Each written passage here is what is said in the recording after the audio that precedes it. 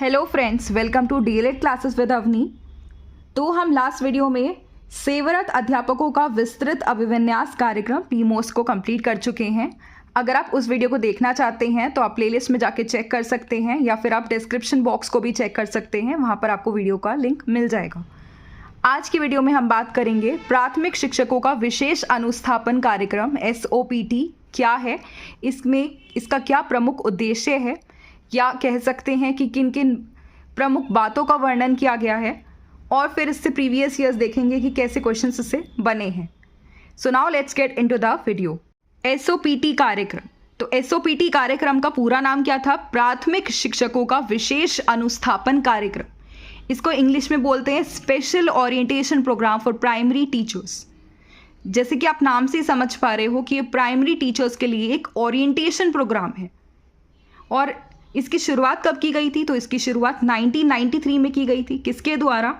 मानव संसाधन विकास मंत्रालय द्वारा, यानी MHRD, ministry of human resource development द्वारा। और क्या उद्देश्य था इसका?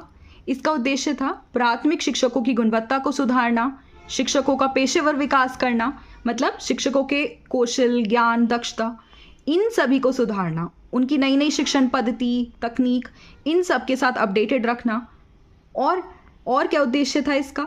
बच्चों को बेहतर शिक्षण वातावरण दिया जाए जिससे बच्चों के समग्र विकास पर ध्यान दिया जा सके। तो एक बार देख लेते हैं प्राथमिक शिक्षकों का विशेष अनुस्थापन कार्यक्रम भारत सरकार द्वारा प्राथमिक शिक्षा के क्षेत्र में शिक्षकों के विकास और सशक्तिकरण के लिए चलाया गया एक महत्वपूर्ण कार्यक्रम है। तो हमें ध्यान रखना है कि ये प्राथमिक शिक्षा के क्षेत्र में शिक्षकों के विकास के लिए, उनके सशक्तिकरण के लिए एक कार्यक्रम चलाया गया था।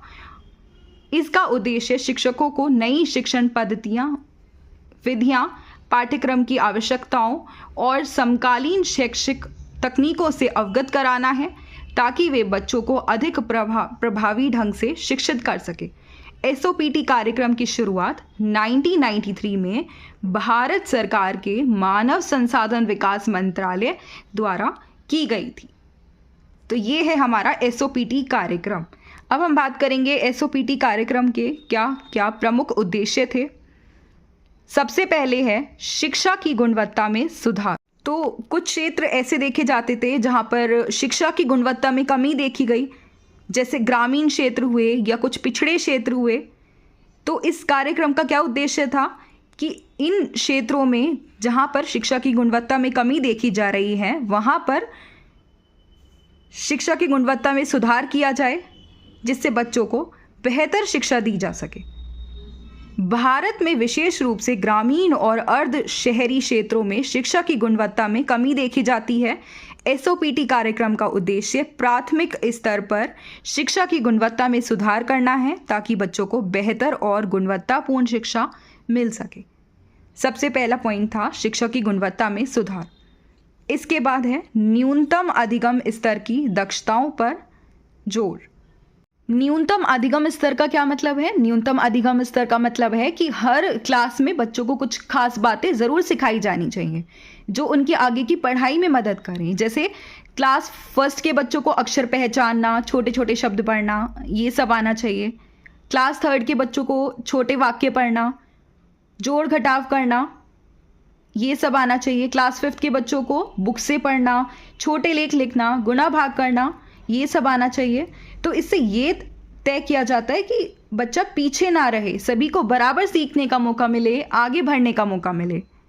तो एक बार देख लेते हैं, सभी छात्रों को प्राथमिक शिक्षा के दौरान कुछ न्यूनतम स्तर की दक्षताएं अवश्य प्राप्त होनी चाहिए ताकि उनकी शैक्षिक नींव मजबूत हो सके, बच्चों का शैक्षिक नींव मजबूत हो पाए, उनका आधार मजबूत हो।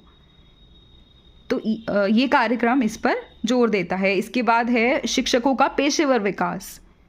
पेशेवर विकास मैंने अभी बताया था कि शिक्षकों का कौशल, उनका ज्ञान, दक्षता, इन सभी को सुधारा जाए, नई नई शिक्षण पद्धतियाँ, तकनीक, इन सब के साथ अपडेटेड रखा जाए। तो एक बार देख लेते हैं, नई शिक्षक अपनी पेशेवर क्षमताओं को समय के साथ अपडेटेड नहीं कर पाते। SOPT कार्यक्रम शिक्षकों को आधुनिक शिक्षण पद्धतियाँ, नई तकनीकों और शैक्षणिक सुधारों के बारे में अपडेटेड जानकारी प्रदान कर उनकी पेशेवर क्षमता को बढ़ाता है। यह कार्यक्रम शिक्षकों में आत्मविश्वास और नेतृत्व का भी विकास करता है, जिससे वे अपने कार्य को और प्रभावी ढंग से कर सके। तो ये शिक्षकों को आधुनिक शिक्षण पद्धतियों के साथ अपडेटेड रखने का काम करता है। इसके बाद है बाल केंद्रित शिक्षा का विकास। तो ये चाइल्ड सेंटर्ड एजुकेशन को बढ़ावा देने की बात करता है। बच्चों की अलग अलग ज़रूरतों के अनुसार, उनकी अलग अलग क्षमताओं के अनुसार बच्चों को सीखने के अवसर देता है। तो एक बार देख लेते हैं, प्रत्येक बच्चे की सीखने की क्षमता और उसकी ज़रूरतें भिन्न होती हैं, बिल्कुल होती हैं। एसओपीटी का उद्देश्य शिक्षकों को बाल मनोविज्ञान और व्यक्तिगत शिक्षण आवश्यकताओं को समझने में मदद करता है। इसके तहत शिक्षक बच्चों की ज़रूरतों के अनुसार कक्षाओं को अनुकूल बना सकते हैं। क्लियर है? तो ये शिक्षकों को बाल मनोविज्ञान और व्यक्तिगत शिक्षण आवश्यकताओं को समझने में मदद करता है। इसके बाद है तकनीकी दक्षता और आईसीटी का समावेश। तो ये शिक्षकों की तकनीकी दक्षता को भी बढ़ाने की बात करता है, जिससे टीचर्स को डिजिटल उपकरणों का उपयोग करना आ पाए, उन्हें कंप्यूटर ऑपरेट करना आ पाए, स्मार्ट बोर्ड को वो ऑपरेट कर पाएँ, ई लर्निंग टूल्स का यूज़ कर पाएँ और बच्चों को डिजिटल माध्यम से शिक्षा दे पाएँ। एक बार देख लेते हैं, आज के समय में शिक्षा में सूचना और संचार तकनीक आईसीटी यानी इंफॉर्मेशन एंड कम्युनिकेशन टेक्नोलॉजी का महत्व बहुत अधिक हो गया है। एसओपीटी कार्यक्रम के तहत शिक्षकों को डिजिटल उपकरणों का उपयोग करने की दक्षता दी जाती है, जैसे कि कंप्यूटर, स्मार्ट बोर्ड और ई लर्निंग टूल्स, जिससे वे शिक्षा को डिजिटल माध्यम से प्रदान कर सके। ठीक है। इसके बाद है शिक्षण में नैतिक और भावनात्मक विकास। तो एसओपीटी कार्यक्रम शिक्षकों में नैतिक विकास, भावनात्मक विकास करने पर भी जोर देता है। शिक्षक केवल विषय पढ़ाने वाले नहीं होते, बल्कि वे बच्चों के जीवन में मार्गदर्शक भी होते हैं। इसलिए एसओपीटी का एक उद्देश्य शिक्षकों के नैतिक और भावनात्मक विकास पर जोर देना है। कार्यक्रम के तहत उन्हें यह सिखाया जाता है कि वे बच्चों को नैतिक शिक्षा और जीवन मूल्यों के साथ साथ शैक्षिक ज्ञान भी दें। इसके बाद है शिक्षकों की कमी को दूर करना। तो जो शिक्षकों में कमी देखी जाती है उसको दूर करता है। भारत में कुछ क्षेत्रों में योग्य और प्रशिक्षित शिक्षकों की कमी है। एसओपीटी का उद्देश्य ऐसे शिक्षकों को उन्नत प्रशिक्षण प्रदान कर शिक्षक अयोग्यता को दूर करना है, ताकि वे बच्चों को उच्च गुणवत्ता की शिक्षा प्रदान कर सके। तो यहाँ पर एसओपीटी कार्यक्रम का ये भी उद्देश्य है कि शिक्षकों की कमी को दूर किया जा सके। नेक्स्ट देखते हैं राष्ट्रीय शिक्षा नीति एनईपी 2020 के लक्ष्यों को पूरा करना, यानी नेशनल एजुकेशन पॉलिसी 2020 में जो लक्ष्य तय किए गए थे, जैसे शिक्षा के क्षेत्र में सुधार, शिक्षकों के लिए प्रशिक्षण और सशक्तिकरण पर विशेष जोर दिया गया था। तो एसओपीटी कार्यक्रम क्या करता है, वो इन उद्देश्यों को, इन लक्ष्यों को पूरा करने का काम करता है।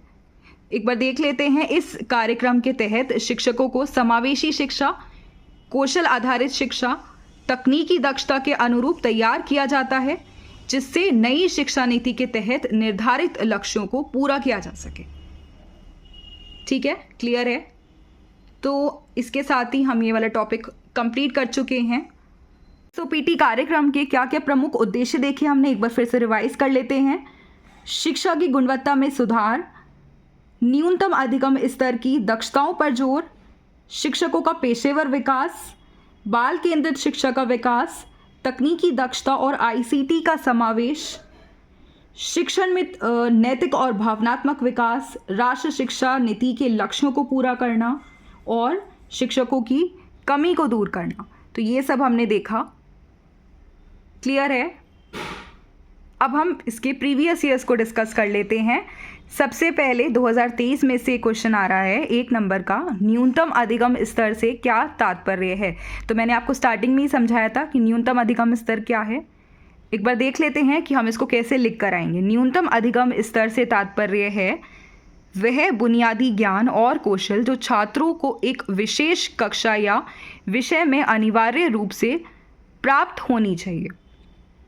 यह स्तर यह सुनिश्चित करता है कि सभी छात्र एक न्यूनतम दक्षता या योग्यता हासिल कर ले जिससे वे आगे की पढ़ाई या जीवन में सफलता पा सके।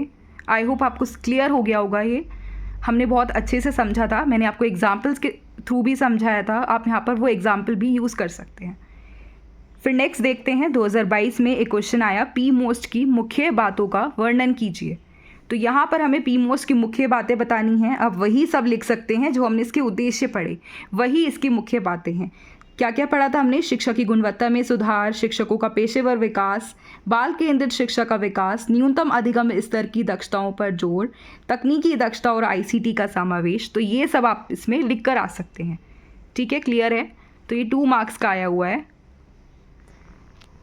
आई होप आपको ये वाला टॉपिक अच्छे से क्लियर हो गया होगा। फिर भी कोई डाउट है तो आप पूछ सकते हैं। नेक्स्ट वीडियो में हम न्यू टॉपिक के साथ स्टार्ट करेंगे जो है बेसिक शिक्षा परियोजना, BEP, बेसिक एजुकेशन पॉलिसी। ठीक है, चलिए तो मिलते हैं नेक्स्ट क्लास में। तब तक के लिए stay happy, stay healthy. Thank you so much.